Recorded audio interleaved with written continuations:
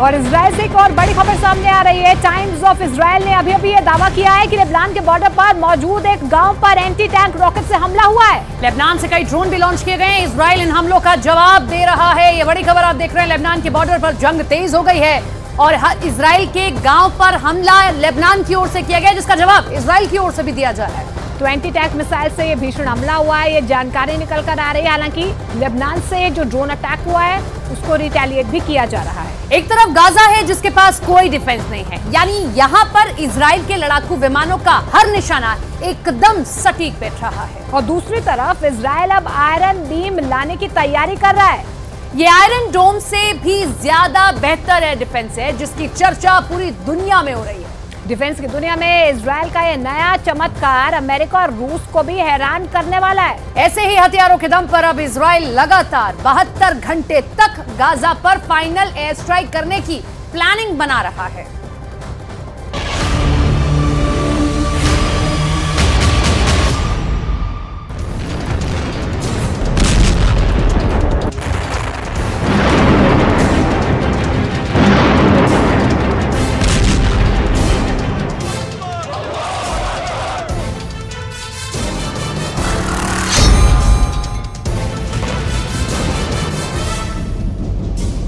Israel की चाणक्य नीति ने हमास के होश उड़ा दिए हैं।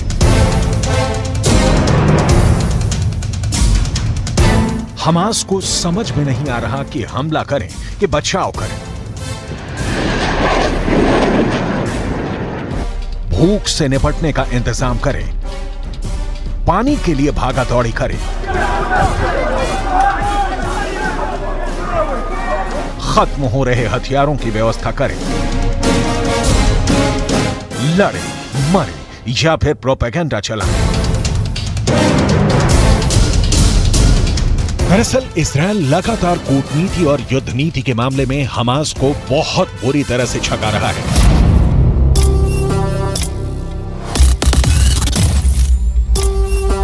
एक तरफ गाजा के अंदर इजराइल को एयर सुपीरियरिटी हासिल है।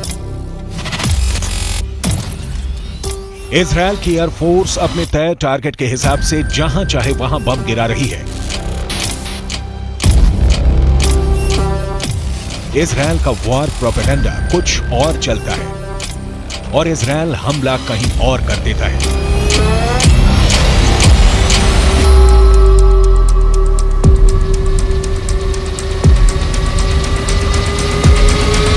पिछले 15 दिन से इजराइल ने अपनी फोर्स गाजा के बॉर्डर पर लगा रखी है, लेकिन इजराइल की सेना ने ताबड़तोड़ हमले लेबनान और सीरिया के बॉर्डर पर किए हैं। यही इजराइल की वो चालाकी है जो युद्ध में उसको अजेय बना देती है, और इसका अंजाम और हमास की गलतियों का नतीजा अब गाजा पट्टी के लोगों को भुगतना पड़ रहा है। इजराइल के हमलों में गाजा के अंदर अब तक 1400 से ज्यादा लोग मारे जा चुके हैं, 13,000 से ज्यादा लोग घायल हो चुके हैं। मारे गए लोगों में 1500 से ज्यादा बच्चे हैं और 950 से ज्यादा महिलाएं हैं।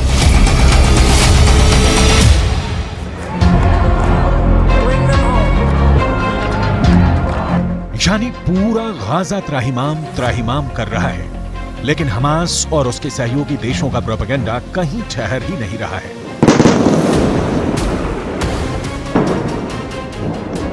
दुनिया भर में इजराइल के खिलाफ प्रदर्शन हो रहे हैं।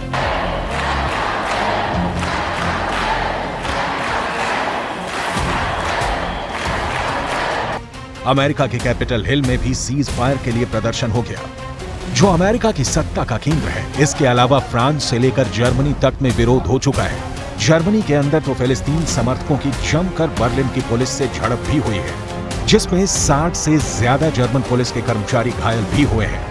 पत्थरबाजी, आगजनी हुई है। इजराइल के अखबारों की रिपोर्ट है कि यहूदियों के धर्मस्थल पर हमले हुए हैं। इसके बाद भी इजराइल पर कोई दबाव नहीं बना है।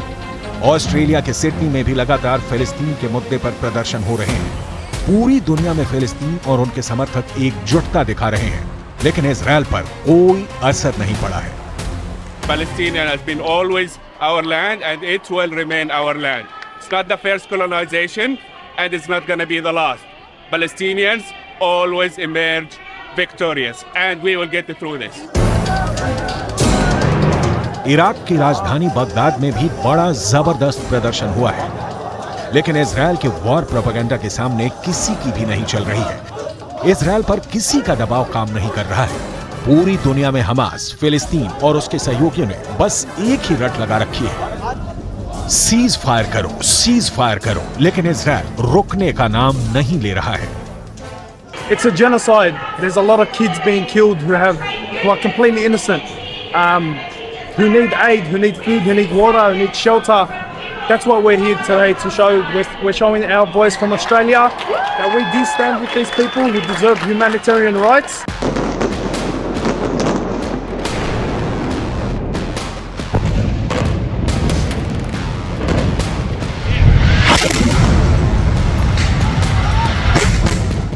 अब तक अरबी भाषा के फिलिस्तीनी अखबारों ने जो रिपोर्ट दी है, उसके मुताबिक इजरायल ने गाजा के अंदर 5,500 इमारतों को पूरी तरह से ध्वस्त कर दिया है।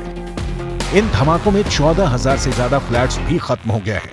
इसके अलावा इजरायल ने गाजा के 60 सरकारी भवनों को भी नष्ट कर दिया है। 5500 इमारतें ध्वस्त, 14,000 फ्लैट ध्वस्त, 60 सरकारी भवन नष्ट। गाजा जैसे सीमेंट का कब्रिस्तान नजर आ रहा है, लेकिन फिलिस्तीन के तमाम अखबार जो इस वक्त आंसुओं से भीगे हुए हैं, इजरायल पर वादा खिलाफी के आरोप भी लगा रहे हैं। सबसे बड़ी बात यह है कि पहले तो इजरायल ने यह कहा कि उत्तर गाजा के सारे लोग दक्षिण गाजा में पलायन कर जाएं। इस हिसाब से लोग पलायन करने लगे। संयुक्त राष्ट्र ने भी कह दिया कि उत्तर गाजा के 10 लाख से ज्यादा लोग पलायन कर चुके हैं। लेकिन फिलिस्तीन के अखबारों का आरोप है कि अब भी इजरायल दक्षिण गाजा पर हमले कर रहा है। फिलिस्तीन न्यूज की रिपोर्ट है कि 14वें दिन गाजा के अंदर 352 लोगों की मौत हुई है। इसमें से 60 लोग दक्षिण गाजा के अंदर हुए हमलों में मरे हैं। मैं इस वक्त फिलिस्तीन इजरायल की सीमा पर हूं, फिलिस्तीन के अंदर, और मेरे पीछे में इजरायल है। दरअसल पिछले 15 दिनों से मैं इस युद्ध को देख रहा हूं और शुरुआती दिनों में 7 अक्टूबर के बाद इजरायल की तरफ मौत की संख्या ज़्यादा थी, लेकिन जैसे जैसे दिन बढ़ रहा है 15वें दिन गाजा की तरफ मरने वालों की संख्या अधिक है।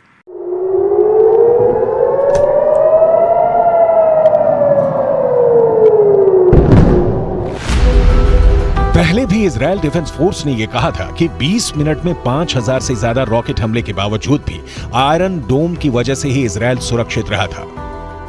इजरायल डिफेंस फोर्स ने कहा था कि इजरायल के ज्यादातर लोग हैंड टू हैंड फाइट या आतंकियों की तरफ से हुई गोलियों की बौछार से मरे थे। और अब हर बीतते पल के साथ ही गाजा के अंदर मौत का आंकड़ा बढ़ रहा है। हर 5 मिनट में गाजा में किसी एक शख्स की जान जा रही है। और अब आयरन डोम से भी एक कदम आगे इजरायल अपनी आयरन बीम लेजर को भी युद्ध में उतारने के लिए पूरी तरह से तैयार है। इजरायल की नई आयरन बीम लेजर गन प्रकाश की गति से दुश्मनों की मिसाइलों और रॉकेटों को मार सकती है। आयरन बीम युद्ध के मैदान में तैनात होने के लिए पूरी तरह से तैयार है। ये मोबाइल एयर डिफेंस सिस्टम तेज गति से चलने वाले प्रोजेक्टाइल जैसे missile, rocket, drone, fix wing के एयरक्राफ्ट को नष्ट करने के लिए आसमान में प्रकाश की शक्तिशाली किरणें छोड़ती है। इसे इजरायल के प्रसिद्ध आयरन डोम के साथ काम करने के लिए एक सस्ते विकल्प के रूप में डिजाइन किया गया है। यह इजरायल के विशाल मिसाइल डिफेंस सिस्टम का छठा एलिमेंट है, जिसमें एरो 2, एरो 3, डेविड स्लिंग और आयरन डोम जैसे हथियार शामिल हैं। आयरन बीम को राफेल एडवांस डिफेंस सिस्टम ने विकसित किया है। इसे पहली बार 2014 में लॉन्च किया गया था। आयरन बीम को बनाने वाली कंपनी का दावा है कि आयरन बीम 1000 किलोवाट की लेजर बीम को 7 किलोमीटर की रेंज के साथ पिन पॉइंट सटीकता से दागने में सक्षम है। इससे मिसाइलों की तुलना में आसपास कम नुकसान होता है और उपयोग में उनसे काफी सस्ती भी है। इजरायल के एयर डिफेंस सिस्टम में शामिल आयरन बीम का इस्तेमाल समंदर और जमीन दोनों से किया जा सकता है। इसका उपयोग ड्रोन और एंटी एयरक्राफ्ट मिसाइलों को गिराने में होता है। इजरायल के पूर्व प्रधानमंत्री नफ्ताली बेनेट ने दुनिया के लिए इसे गेम चेंजर करार दिया। लेजर बीम को पहले 2005 में तैनात किया जाना था, लेकिन गाजा के साथ युद्ध छिड़ने के बाद इसे जल्द ही तैनात किया जा सकता है। इजरायल के रक्षा मंत्रालय के मिसाइल रक्षा विशेषज्ञ ओजी रोबिन ने कहा कि आयरन बीम डोम सिस्टम का एक सस्ता विकल्प है। आयरन डोम की प्रत्येक फायरिंग के लिए $60,000 की बजाय एक लेजर बीम की लागत सिर्फ कुछ डॉलर हो सकती है। इसके लिए गोला बारूद की कोई आवश्यकता नहीं है। जिससे इसे ट्रांसफर करना और छिपाना आसान हो जाता है। इससे असीमित संख्या में फायरिंग कर सकते हैं और इसकी ट्रांसपोर्ट लागत और मैन पावर भी कम है। शी जिनपिंग भी ऐसे ही लेजर वेपन बनाना चाहते हैं। अमेरिका के वैज्ञानिक भी बहुत ही तेजी से इस तरह के लेजर वेपन बनाने के लिए रिसर्च और एक्सपेरिमेंट कर रहे हैं। रूस तो इस हथियार के मामले में काफी आगे निकल चुका है, लेकिन इजरायल ने इस हथियार को विकसित करने में जबरदस्त महारत हासिल की है। इजरायल के प्रधानमंत्री ने 14 अप्रैल 2022 को एक ट्वीट करके लिखा था कि इजरायल ने लेजर बीम इंटरसेप्ट सिस्टम का सफल परीक्षण कर लिया है।